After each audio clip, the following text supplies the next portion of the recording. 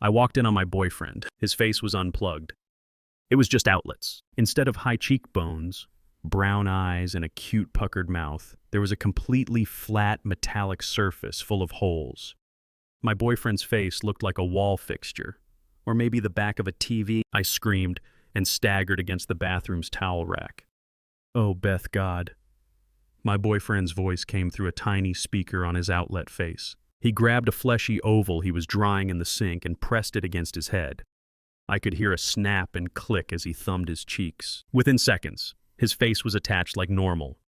Or at least, as normal as it could appear after such a horrific reveal. So sorry you had to see me like that. I turned and fled, out of instinct more than anything. I ran to our kitchen and grabbed a knife. The cold handle stayed glued to my palm. Beth, calm down, please. My boyfriend emerged with outstretched, cautious hands. No need to overreact.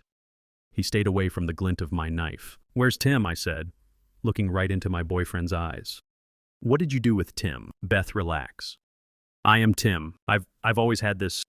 He gestured behind his jawbones. I could see little divots where his face had just connected. Little divots I had always thought were just some old acne scars. I'm really sorry. I should have told you sooner. I should have told you as soon as I found out. What the fuck was he talking about? Found out what? That I'm not, technically, that I'm not fully organic. The words froze me in place. Out of all the possible phrases he could have uttered, I really did not like the sound of not fully organic. He nodded wordlessly several times. I know it's awkward. I should have told you sooner, but as you might guess, it's not exactly the easiest thing to share. I stared for a long moment at this hunched-over, wincing, apologetic person who claimed to be my boyfriend. I pointed at him with the knife. Explain. I will, but first, why don't we put the blade away? Let's calm ourselves. Let's sit down. You sit down. Although visibly a little frightened of my knife, he looked and behaved as Tim always did. His eyes still had the same shine, his lips still curled and puckered in that typical Tim way. If I hadn't seen him faceless a moment ago, I wouldn't have doubted his earnestness for a second, but I had seen him faceless. And now a primal, guttural impulse told me I couldn't trust him. He has a plug face. I'll go sit down. Tim raised his arms cooperatively. He grabbed one of our fold-out chairs and seated himself on the far end of our living room. Here, I'll sit here and give you lots of space. I unlocked the door to our apartment and stood by the front entrance. My hand still clutched the small paring knife in his direction. It's a very warranted reaction. Tim said, I get it. Truly I do, but it doesn't have to be this uncomfortable. Beth, I'm not a monster. I promise I'm still the same me. I'm not going to hurt you. I aimed the stainless steel at him without quivering. Just explain.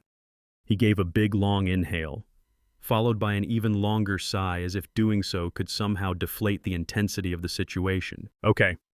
I'll try my best to explain. It's a whole lot I've uncovered over the last while, and I don't really know where to begin. But I'll start with the basics. First of all, we aren't real. I scoffed. I couldn't help myself. Well, I don't fully know about you yet. I suspect you're artificial as well, but definitely me. I have fully confirmed that I'm a fake.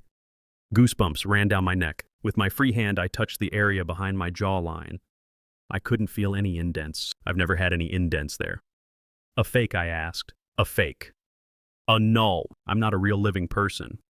I've been programmed with just enough memories to make it feel like I'm a carpenter in my early 30s. But really, I'm just background filler, some sort of synthetic bioroid.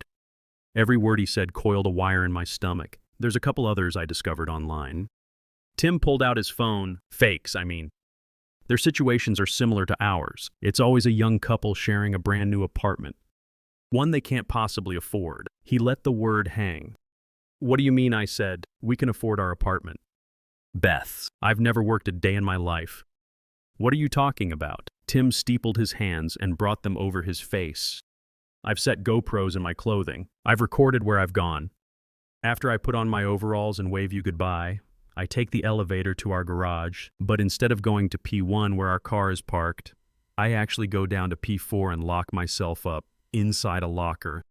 What? Something overrides my consciousness, and I sleep standing for hours. I'm talking like a full 8-hour workday, plus some buffer for any fictional traffic. Then my memory is wiped. What? My memory is wiped and replaced with a false memory of having worked in some construction yard with my crew. And then that's what I relay to you when I return home. That's all I remember. It's as simple as that. The goosebumps on my neck wouldn't relent. That can't be real. Can't be real. He stood up from his chair and pointed at the sides of his head. My whole face comes off Beth. I squeezed my eyes closed and bit my tongue. I bit harder and harder, praying it could wake me up out of this impossibility, but there was nothing to wake up from. Do you want me to show you again? Tim asked. No. I said, please don't. I don't want to see it. Of course you don't. It's disturbing. I know. I'm a clockwork non-human who's been given the illusion of life. It's fucked. When I opened my eyes again, Tim was sitting again with his head in his palms, clutching at tufts of his hair. And do you know why they built us? Do you know why we exist? His voice turned shrill.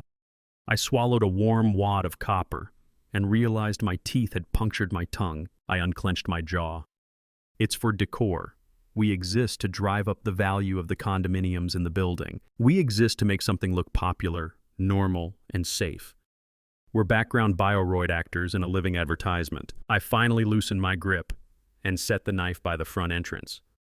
I grabbed my jacket. I don't know what you are, but I'm not decor. I'm normal. I said, my face doesn't come off. Tim lifted his head from his hands and looked at me cynically. Beth, have you ever filmed yourself leaving the house? I leave the house all the time. I know it feels that way. But have you ever actually filmed yourself? We both went on a walk this morning. Tim nodded. And that is the only time. The only time we actually leave is when we walk through the neighborhood. And do you know why? I gave a small shake of the head. I put on my scarf to endorse the ambiance of this gentrified hellhole. We're animated mannequins looping on false memories and false lives. We're part of a glorified screensaver. That's not true. I opened the door and got ready to leave. I walk for my knee. I take walks close by because my physiotherapist said it was good for my knee. I don't walk because I'm decor. You can justify it however you want, Beth. Tim crossed over from his chair. But chances are that every physio appointment, every evening out with friends, every memory of the mall is just an implant in your head. You're wrong. And my face does not come off. Tim stood with arms at his sides. He smiled a little. It's like he was glad that I was so stubborn. Are you sure about that? Yes, I prodded behind my cheeks. Looking for any ridges. You can reach behind your jaw all you want, Tim said. But that doesn't mean anything. You could be a totally different model than me. Different model. Let me check behind your head. What? Some fakes have better seams. But there's always a particular indent at the back of the head. He came over in slow, steady advances. Stop, I grabbed the knife again. You're not coming any closer. He paused, held up his hands. I could show you with the mirror or take a picture with my phone to be sure. I don't trust you, Tim. Or whatever you are. His face saddened. I swear, Beth, as weird as it sounds, I'm telling the truth. I wish it were different. You have to believe me. I didn't believe him. Or maybe I didn't want to believe him. Or maybe after seeing a person detach their own face, I just couldn't have faith in anything they ever said ever again. I'm going to leave. Tim, I'm staying somewhere else tonight. He shook his head. A hotel won't do anything. They want you to stay at a hotel. You'll make their hotel look good. I'm not telling you where I'm staying. He laughed in an exasperated, incredulous laugh. Seriously, Beth, have you ever really looked at yourself in the mirror? We are the perfect, most banal-looking couple ever to grace this yuppified enclave. We're goddamn robots owned by a strata corporation to maintain the vibe. Think about it. What do you do at home all day? I didn't want to think about it. I walked out the door holding the knife, watching Tim the whole time, daring him to follow me. He didn't. I left down the emergency staircase. So, it was an ugly breakup. I didn't want to see him when I gathered my things, so I only collected my stuff during his work hours. He kept texting me more pictures of the seams along his face.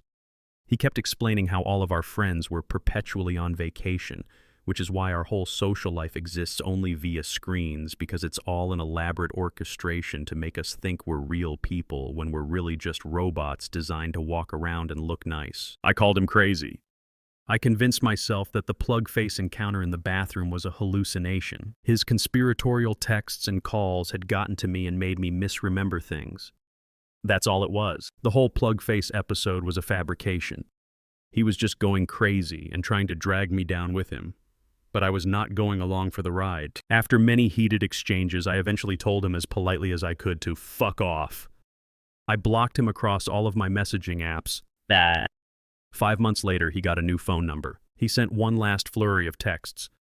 Apparently, the Strata Corporation was going to decommission his existence. They were finally going to sell our old flat to an actual human couple. My simulation has served its purpose. Soon I'm going to be stored away in that P4 locker indefinitely. I messaged back saying, dude, knock this shit off and move on with your life. You're not a robot. Let go of this delusion. Seek help.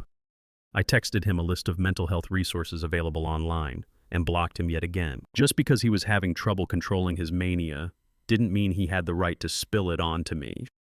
Better. These days I'm feeling much happier. I found a new man and reset myself in a completely different part of the city. We live in one of those brand new towers downtown. Our flat is super spacious, with quick routes to all nearby amenities. It's something I could have never been able to afford with Tim. Tyler is a plumber with his own business, who has his priorities straight. He's letting me take all the time I need to adjust to the neighborhood. I'm spending most of my days sending resumes at home and chatting with Kira and Stacy, who are currently in Barcelona. When they get back, we're going to arrange an epic girls' night. Life's so much better here, so much more peaceful. Tyler holds my hand as we take our nightly walks around our place. My favorite part is when we cross beneath the long waterfall by the front entrance. Beneath the waterfall, the world appears like this shining, shimmering silhouette, waiting to reveal its magic. It's so beautiful.